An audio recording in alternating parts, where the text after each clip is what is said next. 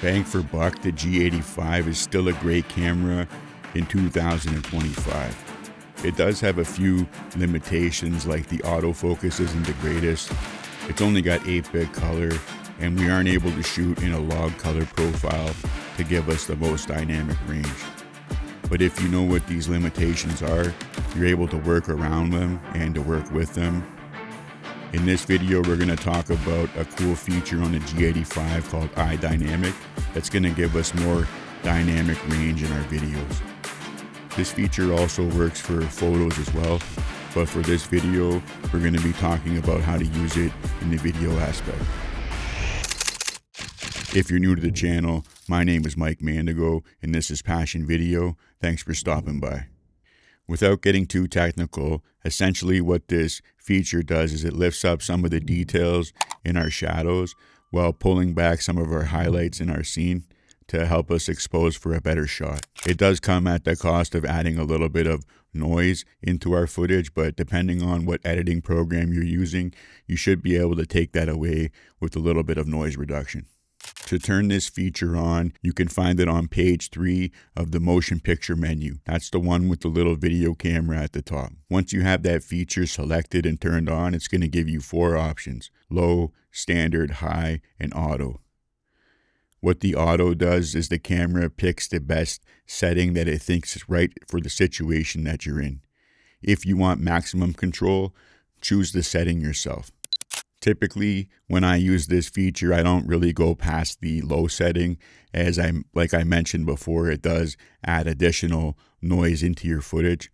The more noise that it's going to be adding, the more that it's going to degrade the quality of your footage. For this demonstration, I'm going to show you what the low, standard, and high does to a scene, so you can have a better idea of which setting that you should go with. For all of these tests, I'm going to be filming in Cinelec D color profile, and I'm going to be exposing my skin tones to 65% with the zebra lines.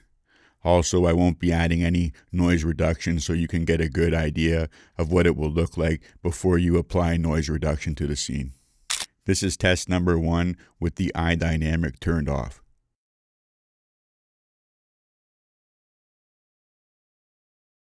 Have a look at the dark areas and the brighter areas in the scene and make a mental note.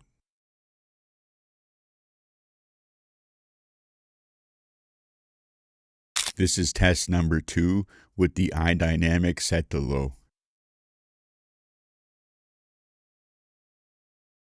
Notice the difference in the highlights and the shadows, how it's lifting the shadows and giving more detail than before in test number 1. This is test number 3 with the i.Dynamic set to standard. Notice the difference again in the highlights and the shadows, how it's lifting the shadows and giving more detail than before in test number 2, but also introducing a lot more noise into the footage. This is test number 4 with the i.Dynamic set to high.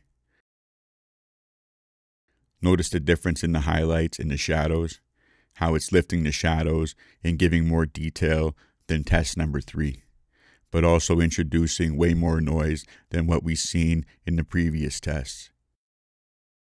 As you were able to see from the test, the higher that we went with the setting in i.Dynamic, the more details in the shadows we were able to see.